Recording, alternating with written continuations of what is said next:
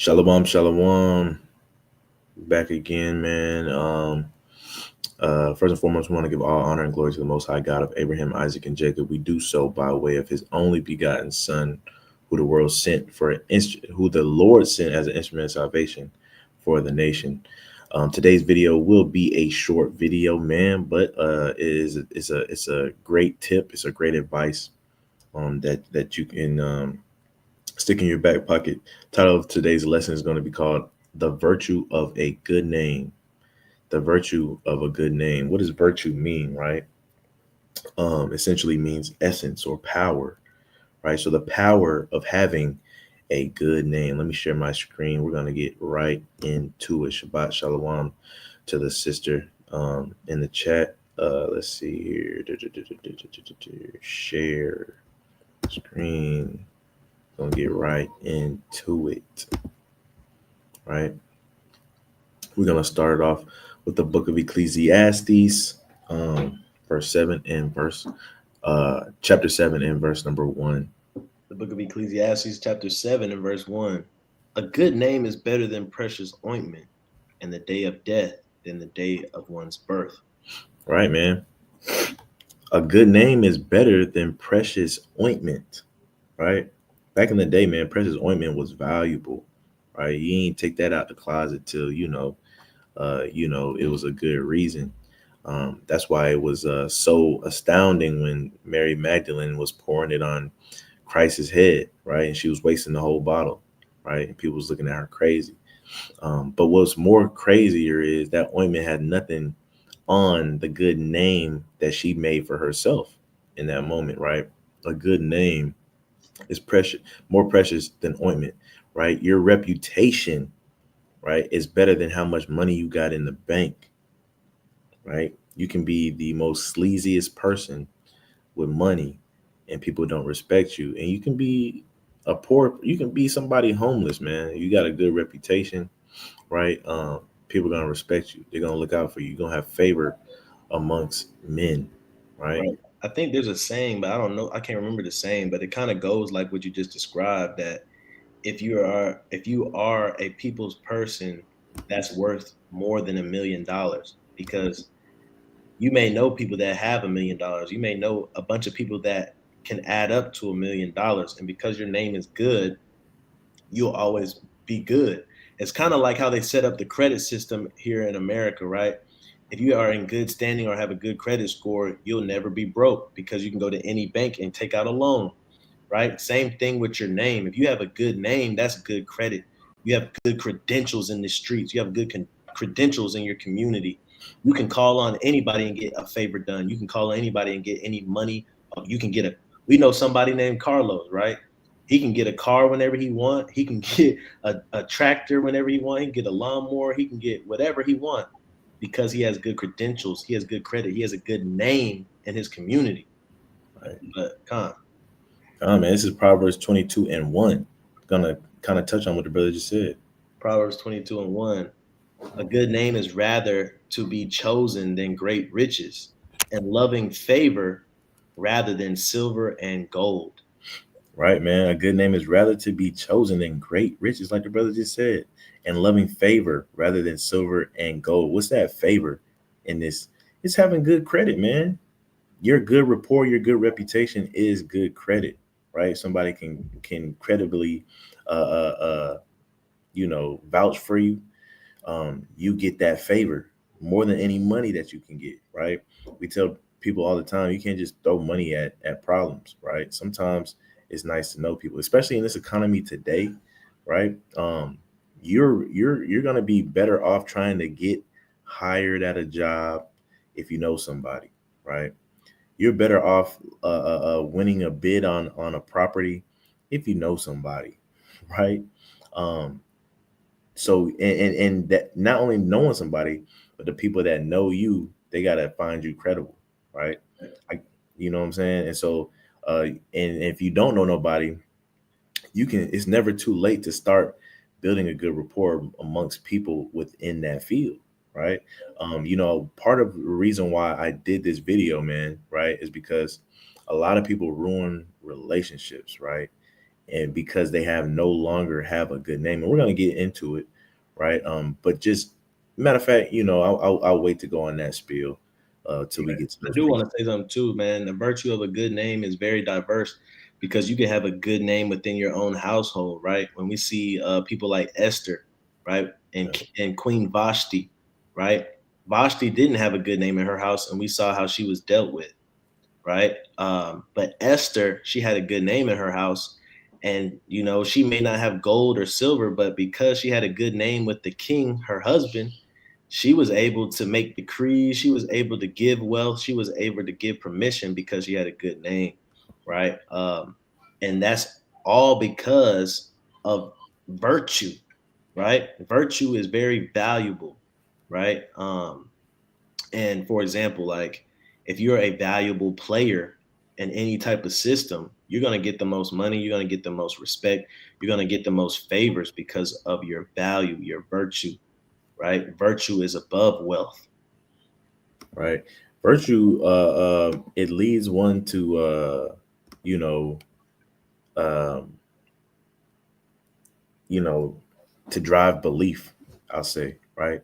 Like, for instance, the virtue of having a good name uh, allows us to be in His truth, to believe in the Most High. Why? Because He has a good name. He has a good rapport. He has a good reputation, right? He never acts outside of Himself. He never acts unjustly, right? When He says something, He does something, right? And we can expect that.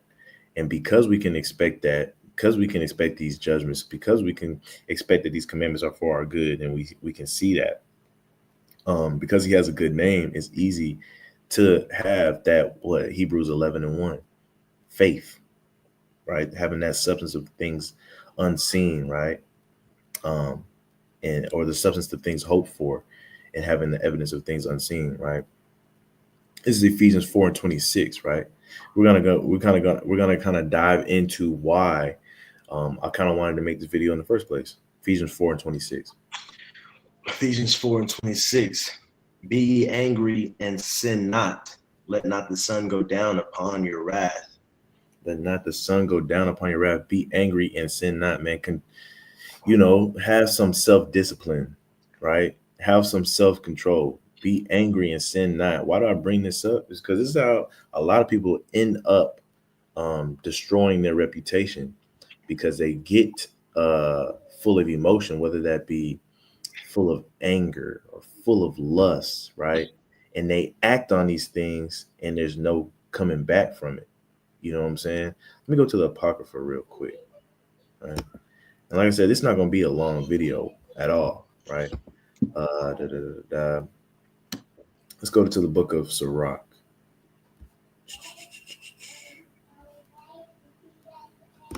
Sirach, and I think I want 41. Is it 41? Nah, I think it's 22. Let's go to 22 and 20.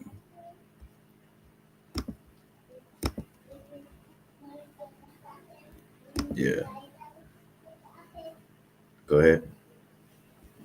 Ecclesiasticus Sirach 22:20. Whoso casteth a stone at the birds frayeth them away, and he that upbraideth his friend breaketh friendships. Right, man. So, whether it be a friend, right, or like the brother said, in your whole own household, is it, or having a good reputation with your husband, having a good reputation with your wife, right?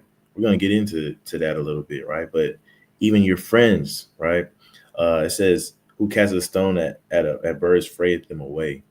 So we all been walking or on a hike or something like that. We seen some birds. Um, and you get that urge to pick up a rock and throw and make them scatter, right? That urge is that temptation, and sometimes we act on that urge and we throw that rock and they scatter. Sometimes we like, I'm gonna leave them alone for the day. You know what I'm saying? And sometimes that comes with wisdom. You know what I'm saying? That wisdom of just being mature. Immaturity leads you to see a puddle and you want to go jump in it, right? Or you want to step in it, right? Maturity leads you to walk around the puddle, right? Maturity. I remember when I was first learning how to drive, and I would deliberately, it's stupid, but I would deliberately drive through puddles. I would deliberately drive through holes, like craters in the road and stuff like that. I don't know why, but it's probably from my immaturity. As I mature, I suppress those temptations and I go around it, right? Even though I might have a truck with terrain tires, I still go around those things. Why? Because I'm mature enough to know that anything can happen. And I want to, not only protect my reputation, but I want my car to be a representation of me too. And I don't want my car going down, right? I want to protect my car. A part of that, it comes to play with the reputation that I have, right? It comes to the me playing on my maturity, right? And protecting what I have, being a good steward of what I have, right? And it says, and he that upbraideth his friend breaketh a friendship, right? Upbraiding, meaning to like scold, right? Or in modern terms, do too much, right? Somebody that's doing too much, right? You have something on this one? Just what you was gonna say. Just what you were gonna say. Well, just what you said, right? All that plays into your virtue. The things that you own, the things that are around you, they feed into your value. Because the first thing that people notice about you is your countenance, and your countenance is added to with what's around you. Back in the day, it might have been what kind of horse you had, right? And he rode a big horse, and his horse was mighty in power, or he was a mighty horseman, or whatever. That added to his virtue, right? So just like the brother said, his car, right? You work hard to have nice things, and you keep up with them. Clean house, nice car, nice yard. You have a yard. You do you do the bushes, trim the hedges, and all of that, right? Um, uh, Even if you have a horse, man, back in the day, you kept up with made sure your horse was groomed. You know what I'm saying? Like all this stuff adds to your virtue, right? right. It all adds to your value, because everybody's had compliments on, oh, bro, that's a nice hat. Oh, you always wear nice shoes. You always have nice cologne on, bro. You always have nice cars, bro. I just love your family, even how you have your family and your kids and stuff like that, right? All that adds to your virtue. So you have to take care of it, because the moment something goes goes in shambles or go out of rate, people are attributing that to your value and your virtue.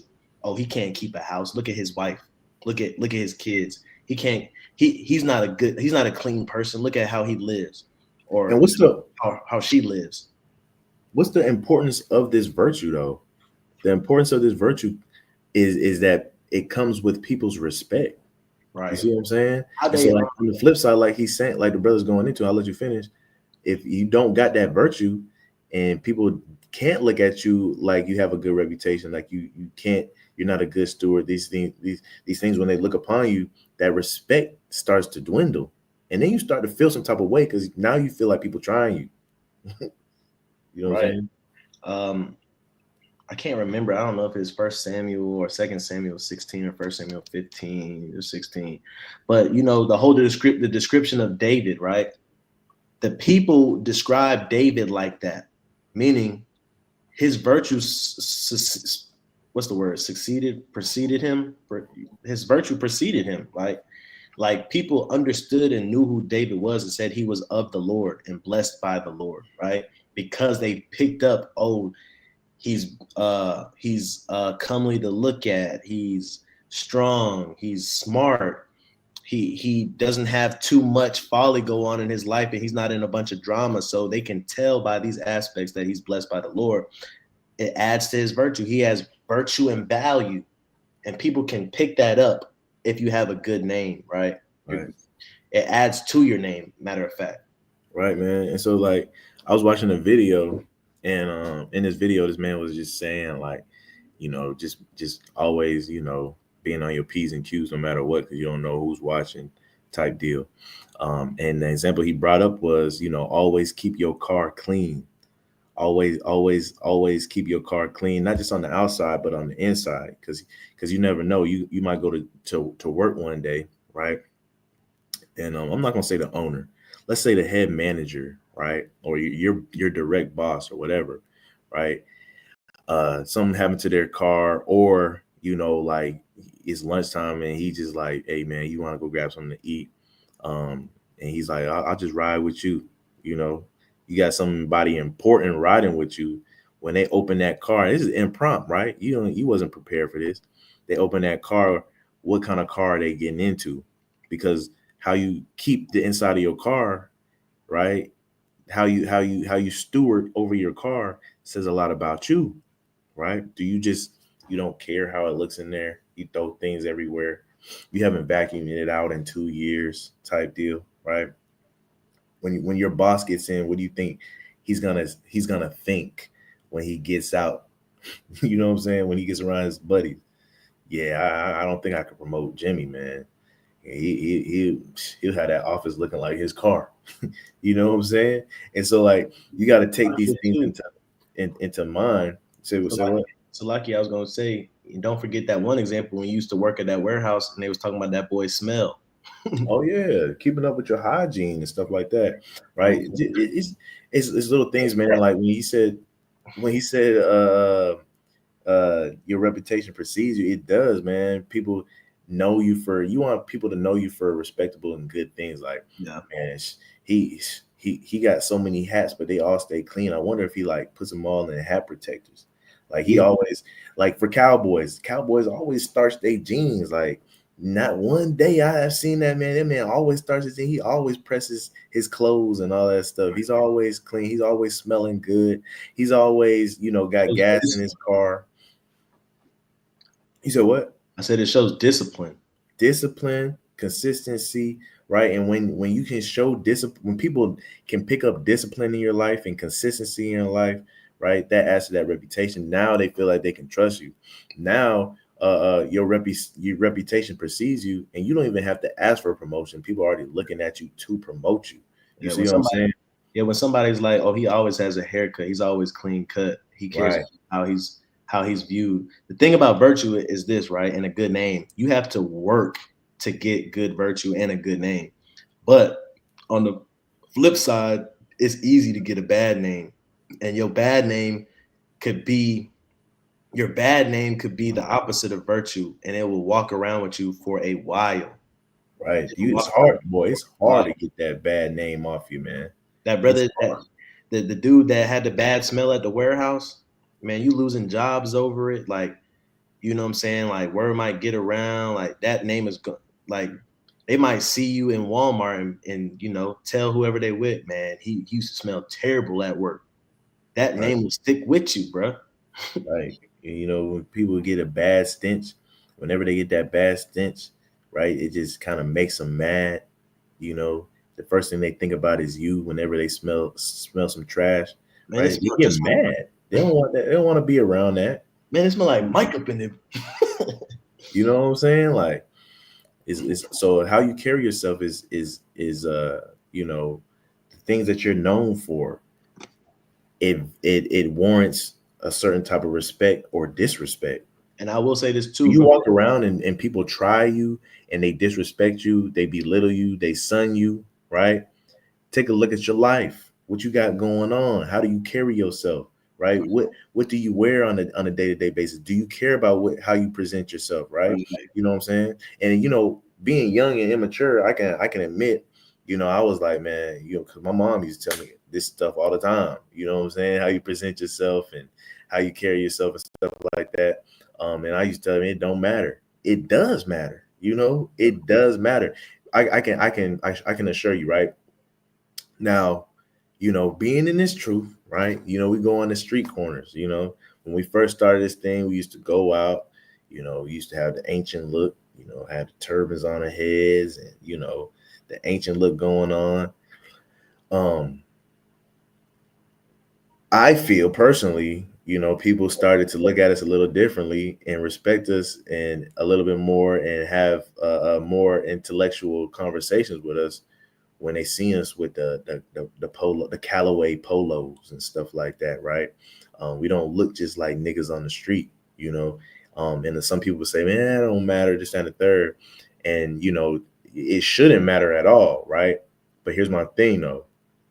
What kind of conversations are you trying to, because we can talk about double standards, we can talk about stereotypes, but the thing is they exist. You see what I'm saying? So you can say what ifs and all this stuff, but we can't change the way people perceive us, right? So why would you not want to be perceived as a respectable person? I'm not telling you to go get you some Callaways, right? But I'm saying like, hey man, if you're gonna do, even if you're gonna do the ancient look, right? You don't have to look homeless. This is a whole nother topic for another day, right? I didn't even want to get on this. Yeah, we did a video on that anyway. We did a video way back when on that, but it's like the Bible tells us to be wise as serpents, right? So what are the serpents doing, right? You have to be as wise as them. If the serpents only respect people that look a certain way, you have to be as wise and ease your way into that and be as wise as them and kind of disguise yourself, right? So that they can at least hear you out, man. Because if they can't hear you out, you just preaching to the wind. And I understand brothers like to preach to the wind, but how effective is that for gathering the nation together? And you can still be within your culture and still be, looking presentable, still be, looking nice. You see what I'm saying? Like you got other cultures like them East Indians, right? When they clean up, they look, the women got all them jewels on their dress and they got all looking like Jasmine from Aladdin. You know what I'm saying? And so like you can still look good even within your culture. You can look, you can have the ancient look, but you can still be, not unkempt. You know what I'm saying? Pick your afro out, you know what I'm saying? Like have the oils on, you know what I'm saying? Have some clean linen on, have that glow about you. Because it's gonna warrant a certain respect. Like here's my thing, man. You know what I'm saying? Me personally, bro, like I don't want to say this to sound mean, but like when I see East Indians, I don't necessarily like respect them per se, you know what I'm saying? But like when they're all dressed up and they got all them, they look like Aladdin and Princess Jasmine, right? You're not gonna find nobody disrespecting them when they in them get-ups. You know what I'm saying? Like people gonna be like, oh, like you might walk by and say, excuse me, type deal. You know what I'm saying? But that's the type of stuff, that's the type of respect it warrants when they present themselves that way. You know what I'm saying? You might even have like other heathens that are not East Indian, like white people and other people. You guys look so nice. Oh my gosh, y'all look beautiful. And that right there in itself is a start, right? Because if they looking at, especially us that come into the Israelite faith, right? If they're looking at us, like for example, I'll say, and the brothers always got on me because when I used to try to do the ancient looking homeless, and we went and did some charity before, and like people was looking scared, like I was somebody homeless trying to rob them because I look crazy, right? And I'm just trying to help them. You know what I'm saying? I'm not asking. I ain't asking running to their car. Right. I ain't asking for money. I'm trying to give you money. You know what I'm saying? And so it's like, but that look comes with a good name. Your countenance comes with a good name and a good virtue, right? And now we can always say, you can't judge a book by its cover. That shouldn't matter.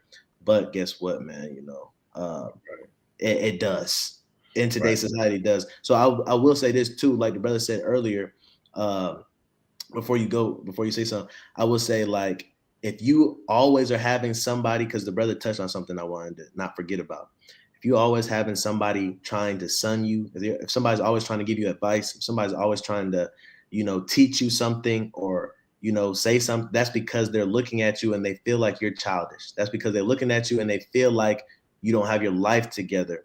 It's not an insult, but it also is it's a determining factor to let you know that your countenance is not where it should be. You got some work to do, man. You got some work to do. They're trying to help you.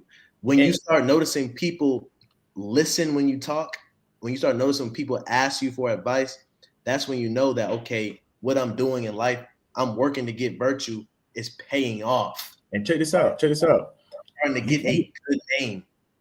Check this out. You might get treated like that. And for instance, the way you carry yourself allows you to be treated like that, even though you might be wise, right? You might be wise, but people aren't gonna start treating you like you're wise until you start presenting yourself better, right? Right. So like we say stuff like all the time, like when we talk to people on the street, like we'll say stuff like, it might be after they walk away, but like, but he really thought I was about to take his advice into consideration. Like he thinks that I'm gonna take him serious when he's smoking a cigarette in front of my face. How you gonna tell me about how I should live when you killing yourself daily by smoking those cigarettes, right? And so like certain stuff like that, it's like, can this person really be, is this really person really, does he really deserve my respect when every time I go around him it seems like he forgets to put on deodorant? He doesn't even respect himself. He doesn't even respect the way he smells, his body odor, right? And so it's like little stuff like that be creeping into a human's mind, and so that's gonna warrant some type of respect or disrespect, and you got to take that into account. You know what I'm saying? Right. Also, I wanted to say in this verse right here, it says, "And he that upbraideth his friend breaketh friendship." I know it's a culture, and it's a what is the word? It's a current trend that everybody does not care about friends. They don't care about being by themselves or just with their family. But when we look at what would Christ do, Christ valued friendship. Christ had 12 disciples around him, friends. Jesus wept when his friend died, right? And so when you start noticing that you don't have no friends, that's a problem, right? It's not a good thing. A lot of social media is trying to make it seem like it's a good thing that you don't have friends. And that's a problem. That is the opposite of having a good name, because if you have a good name, people are going to want to be your friend. They're going to want to trust you, right? So I wanted to say that. And then also I just wanted to quote something real quick. We don't have to go to it. But Philippians 2:15 says that ye may be blameless and harmless, the sons of God, without rebuke in the midst of a crooked and perverse nation, right? So we're supposed to strive to be blameless. Like the brother said, don't have a cigarette in your hand trying to correct somebody. Don't be doing stuff, even if it's not a sin, right? Right? If you know it's gonna be a stumbling block and if you know it's gonna deter people, don't do it, right? Don't do it. Like what would be an example of something that's not a sin, right?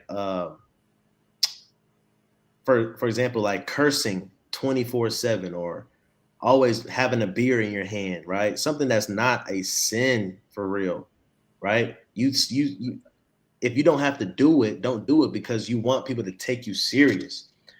There's been plenty of times where we had people come up to us and be like, "I like talking to you guys." I ran into some other Israelites and they were just cursing me out. They was just screaming, right? We know that them brothers probably had good reason to, maybe, right? Them brothers, they might be good brothers. They just were perceived wrong, but them brothers are wrong because they were not blameless. You gotta be blameless in the perverse generation, and you gotta abstain from the appearance of evil, right? Right. If it looks evil, don't even do it. Don't try Right. to justify that, oh, it's not in the law. Just don't do it so that they will take your word. You'll have a good name and good virtue. Right, man. One thing I touched on earlier was to make sure you are, when I brought up be angry and sin not, right? You go through these emotions. You want to make sure that you're still with upholding your reputation. What does that look like? We talked about being angry. We talked about being lustful, but we can also talk about being sad and being depressed, right? For instance, you might be going through a depression. You don't turn to the bottle, but you're really not an alcoholic, right? You know what I'm saying? You just kind of doing this thing seasonal because you're being depressed. But you've been drinking for like 4 days straight. You met somebody new though, right? You met somebody new on the job or something like that. And now this is the first impressions are everything, right? So, this person, all he knows is that every time he comes around you, you smell like a bottle. You know what I'm saying? And that's not you typically, but your first impressions is you smelling like a bottle. So now you're going around thinking like, hey, brother, alcoholic. You know what I'm saying? He a good guy, he cool, but he an alcoholic. He don't even know you from a can of paint. He don't know that you're going through depression. My point is, whether no matter what emotion you're going through, you got to be able to check that emotion, right, and still function, still operate, and always have your name in the back of your head, right? If I do this, Is it gonna spit on my? Am I spitting on my name? Right? Is it gonna damage how I'm perceived? Right? So don't. So I brought that to say, be angry and sin not. But I brought that out to say, like, it don't matter what emotion you're in, right? Have I'm trying to go around it without bringing it up because I'm gonna go to the scripture, but learn how to possess your vessel, right? But we say all that to say we kind of got off track. We're gonna get right back in track right here. We're gonna go to the next verse, right? Watch this. And shout out to the brother Isaiah who joined us, right? Verse 21. Shalom. Ecclesiastes 22 and 21. It says, though thou drewest the sword at thy friend, yet despair not, for there may be a returning to favor. Right, like you might nowadays you might have pulled a gun on. Nah, I ain't gonna lie. People be saying, "Hey, you pull a gun on me, it's a wrap. We be done." But back in the day, you pull a sword on somebody, you might have been got to that point. As long as you didn't use it, you put it back in the sheath, you was good. But now you use it, you try to stab, buddy. He might look at you, oh yeah, we done. I can't trust him no more. Right? Verse 22. Verse 22, it says, if thou hast opened thy mouth against thy friend, fear not, for there may be a reconciliation. It says what? It says if you open it against your, so same thing with the sword. Like if you open your mouth against your friend, okay, feelings arise, we get angry, right? Fear not, there could be a reconciliation, right? We can shake hands and be friends, but for what? Except for what? Keep reading. It says, except for upbraiding or pride or disclosing of secrets or a treacherous wound, for these things every friend will depart. Now this is kind of where I wanted to get into, right? Except for upbraiding, like a scold, like we said in today's time, doing too much, right? Your friend telling you doing too much, your wife telling you doing too much, your husband saying, hey, you doing too much, and upbraiding, a scold, right? Or pride. You done got into an argument, you done say some things, and your pride crept in that argument. Now you got to stand on something you said, even though you really not even with that. Now you got to stand on that though, right? Or disclosing of secrets, because you in your feelings now, so now you're gonna tell somebody's secret. Or what it looks like in an argument, you bring up something that you know is touchy. It might not even be a secret to anybody but you and the person you're talking to, but you bring that secret up in the argument as a low blow, right? Or a treacherous room, like you pulling a gun out on somebody, you trying to stab somebody, X, Y, and Z. For these things, every friend will depart, right? I bring all this to say, right? With your friends, your wife, your husband, you want to have a good name. Why do I say that? Because there's power in having that good name. We're going to examine like just a husband and a wife, right? Get into an argument with my wife. The Bible says what? Husbands, love your wives and don't be bitter. You get into these arguments, and sometimes your wife, she might get you there, right? She might get you there. You kind of out the spirit, you kind of yelling, and this is like, we did a lesson on this, man. For all the husbands out there, learn how to be a head coach, learn how to be a CEO. We as a CEO, as a head coach, if you know you're the head of the department, you're the head of the house, right? You don't have to get to that level to where you screaming, right? Always stay calm and cool and collected. But you get into these arguments, there's power in pulling your punches, right? The brothers know what pulling your punches mean when it comes to like superhero movies and stuff like that, right? Spider-Man, in one of the Spider-Man movies, they was getting on to him because he wasn't pulling his punches and he was killing folks, right? Pulling your punch means like, you're not putting your full strength into it. You're doing enough to do some damage, but you're not doing enough to kill him. You see what I'm saying? So like when you get into these arguments, right, learn how to police yourself, right? What do I mean? Because there's power in not giving your wife a low blow. There's power in not saying something prideful to your wife. Why? Because now when it's say for instance, you get into an altercation with your wife, a situation, an affair, or whatever. You having a good name is gonna save you a lot, because you can't. You now when you go to counsel, well, when she said this to you, what did you do? Oh, I did X, Y, and Z. Oh, you good, right? You got that power instead of saying when she did this, what did you do? I ain't gonna lie, man. I choked her out, right? Now you lose that power because now you're looking like an emotional man that doesn't know how to possess his own vessel, right? Your power is gone there. When somebody knows that you're a good man, you got a good reputation, right? That weighs a lot.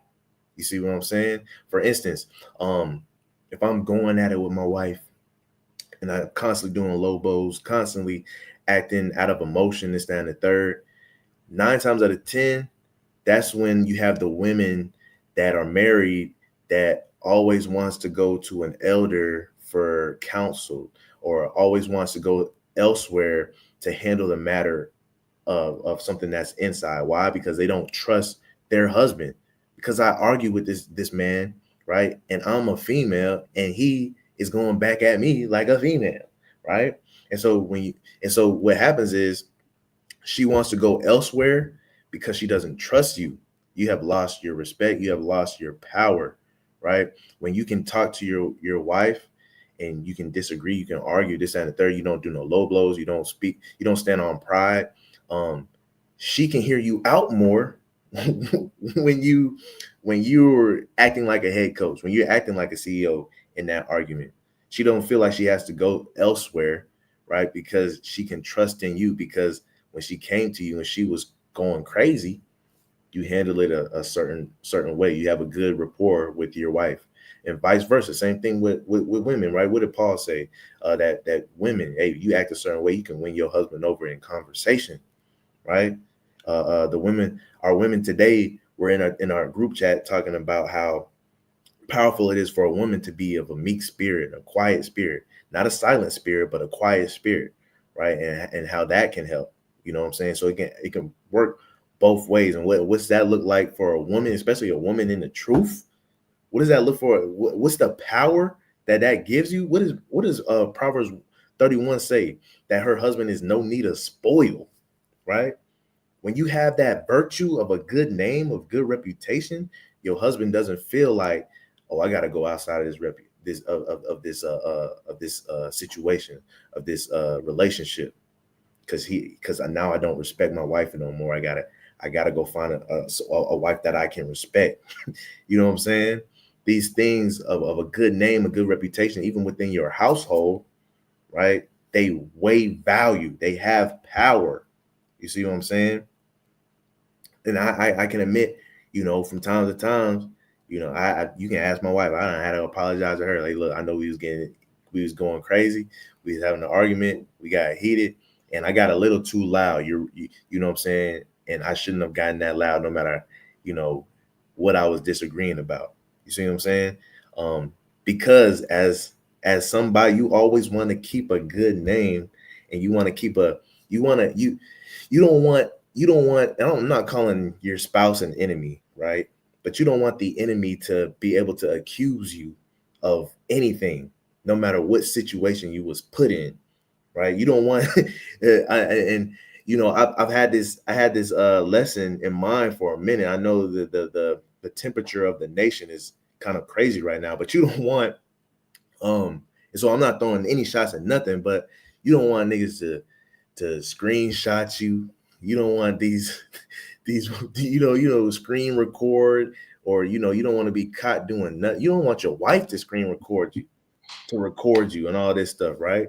You always want to be at a level to where you're known for keeping a cool head, keeping a good name and a good reputation. So people can be like, nah, I don't think he would do nothing like that. I ain't never witnessed him do nothing like that. So I can't go with that. You know what I'm saying? I don't believe that. This is the power, the virtue that comes with having a good name, right?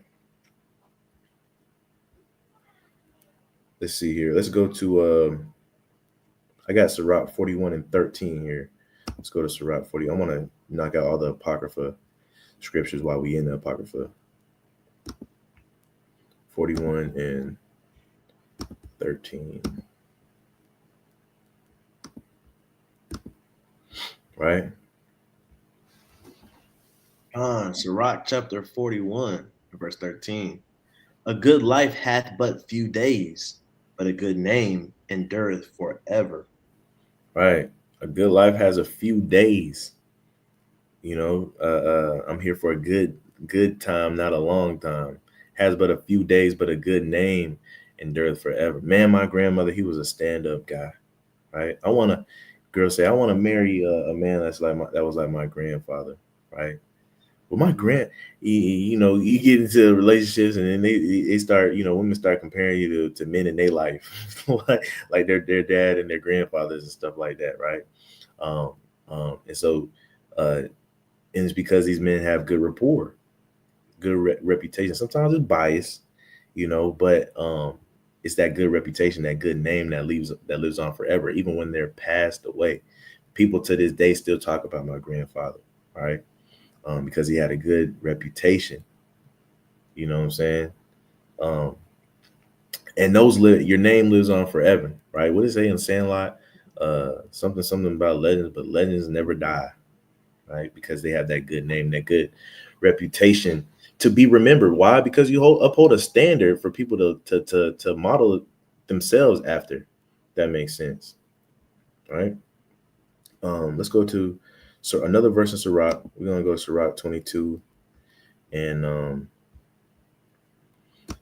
27, right? Because this is what now we're gonna try to sum it up, right? Give the solution to obtaining these things. So like this is Sirach 22 and 27. It says, "Who shall set a watch before my mouth, and a seal of wisdom upon my lips, that I fall not suddenly by them, and that my tongue destroy me not?"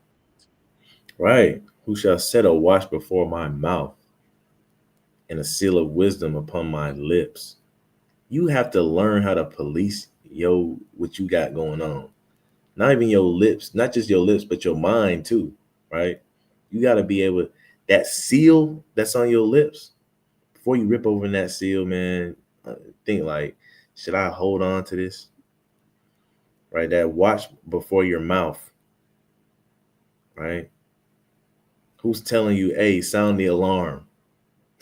Right? Sometimes that person telling you to sound the alarm, sometimes it's a false alarm, an alarm to get you in trouble, right? Let's go to First Thessalonians. I got two more precepts, right? And then we out of here. Two more precepts. First Thessalonians 4:4.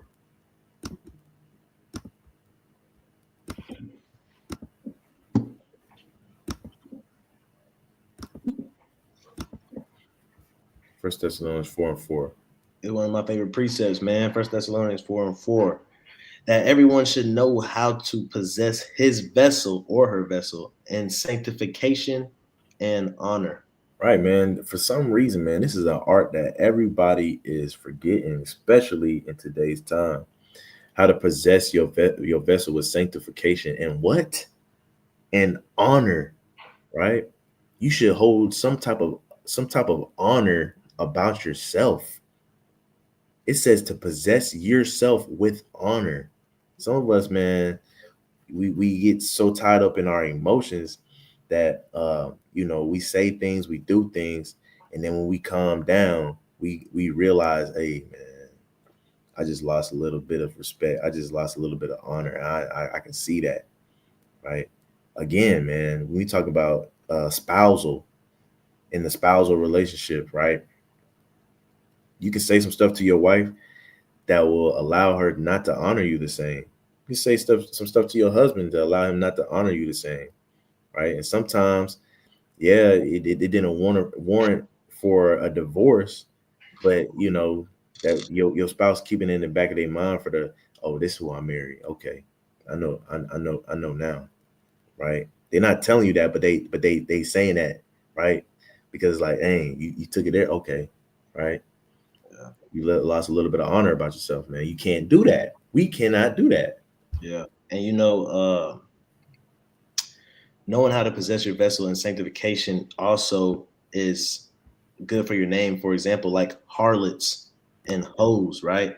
You're not possessing your vessel because you're opening your legs to everybody. You don't have a good name. Nobody wants to lay down with you. Nobody wants to marry you, right? Possess your vessel in sanctification and honor. You're smoking blacks and your diet is crazy, right? You're eating donuts all the time. You don't brush your teeth.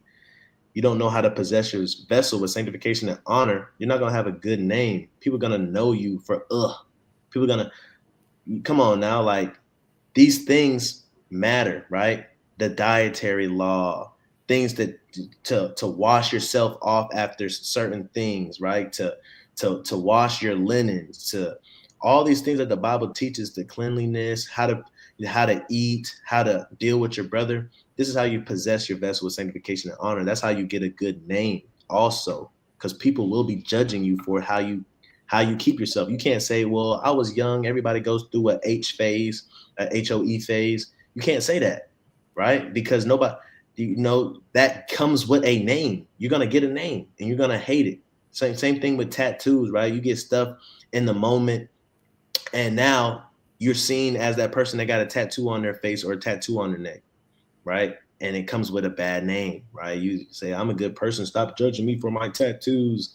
All this stuff comes with a good name or a bad name, right? So we have to know how to possess our vessels with sanctification and honor. You sucking on vape 24/7. You're a vape fiend. You got to charge your vape. You got to get a new vape. You lost your vape. You're always asking somebody for a light. People are gonna look at you like, hey, bro, you don't even respect your temple. You don't respect your body. How do I expect you to respect me, right? You blowing smoke in my face and stuff. That's a bad name. We got to know how to possess our vessels, man. Even if you keep reading in that First Thessalonians 4, it's going to talk about don't give in to lasciviousness, right? That's sexual deviancy and stuff like that, right? And we know in the community, not going into any of that, but we know in the community that sexual deviance, right, will give you a bad name, right? And you can try to justify it in the law all you want to. You sexually deviant, it will give you a bad name, man. So, Con, man. Con. Right, these are the last couple precepts I got right here in Acts. We're gonna do Acts 6:1. We're gonna read through I want to say verse number 3. Yeah, we're gonna read through verse number 3. All right.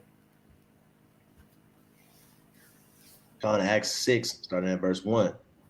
And in those days, when the number of the disciples was multiplied, there arose murmuring of the Grecians against the Hebrews, because their widows were neglected in the daily ministration. Then the 12 called the multitude of disciples unto them and said, it is not reason that we should leave the word of God and serve tables. Wherefore, brethren, look ye out among you 7 men of honest report, full of the Holy Ghost and wisdom, whom we may appoint over this business. Right. Right. So I bring this out to say, pretty much putting more emphasis on verse number 3. Right. It says, look ye out among you 7 men of honest report, full of Holy Ghost and wisdom, who we may appoint over this business. When people go to appoint people, man, when people go to people for counsel, when people, they go to people that have a good name. They go to people where, man, I ain't never heard no scandal come from this guy. Or I ain't never heard no scandal about this guy. I never heard this man ever in any drama, right? You know what I'm saying? His family's very nice. He don't got, no affairs going on with his wife. His kids are in order, right? I think I can trust this guy. I don't know him from a can of paint, but I think I can trust this guy just from, the rapport, the reputation that he has, just amongst the community, And so, it says, look ye out among 7 men. Go get you 7 men that can handle this matter. You want to be a part of you want to be at least, what's the word I want to say? You want to be, in the consideration, the consideration of who they're choosing, right? You want to be in the running, right? Just being in the running should make you feel good. That, hey, look, man, people, that means you're doing something good with your life, right? But all in all, man, and it comes power with that. What's the power that comes with that? People are trusting you to judge matters, right? Judging matters in itself is a power, right? knowing that you tapped in with God enough to where people trust you, knowing that you tapped in with God enough that you have self-discipline, right? And that you have a good reputation and have a good name, especially. And you know, the crazy part is, man, the older you get and the longer you have a good name, it's like, you know, you can't beat that. Like you can't, like Nick, 40 years old, has a good name, no stain on it at all. That's a good brother, right? He should be trustworthy. Should be able to listen to him about some things, right? And so you go throughout the years, man, and it's not an easy thing, but to get there, right? You know, people ask people like, dang, 37 years married, how'd you do it? Da, da, da, da. It's the same thing. 40 years, no stain on your name. How'd you do it? It takes effort, but it's worth it in the end. You know what I'm saying? When nobody can recall nothing that nothing crazy you went through or nothing like that, bro. There's power in that, right? And I just want you guys to understand that, right? I have nothing else. Any brothers have anything? Good lesson.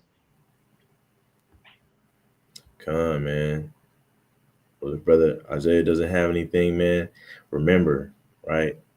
Our Lord and Savior said, if you're not helping to gather, you're helping to scatter, right? So this is why we do these videos, man. We just trying to help gather our people, not only gather them, but to help guide them, right? Do our part in this revolution that's going on. So we can, you know, turn this thing around, right? We're trying to be repairers of the breach, not only of this great awakening, but the repair of the breach of this truth of what's going on in the atmosphere, right? But we give all honor and glory to the Most High God of Abraham, Isaac, and Jacob. We do so by way of His only begotten Son, who's an instrument of salvation for the nation. We are the brothers of the hopeful elect, man. We'll be downtown Macon tomorrow, Cherry Street, you know, Cherry Street Saints, man. You can find us there if you have any questions. Pull up on us, chill with us, fellowship with us. You know, DM us, all of that good jazz, man. And we'll see you guys next time. I think we're coming on tomorrow for another lesson. So y'all meet us back here as well. But well, if there's nothing else from the brothers, I say shalom. Hope you guys have a good Shabbat. If you had a tough week, I know I usually say this at the beginning, but if you had a tough week, this is the time to hit the reset button, right? And if you didn't have a tough week, if your week was okay, right, this is to add to it. More rest coming your way, brother. More rest coming your way, sister. But you can see you guys tomorrow, though, man. Shalom. Shalom.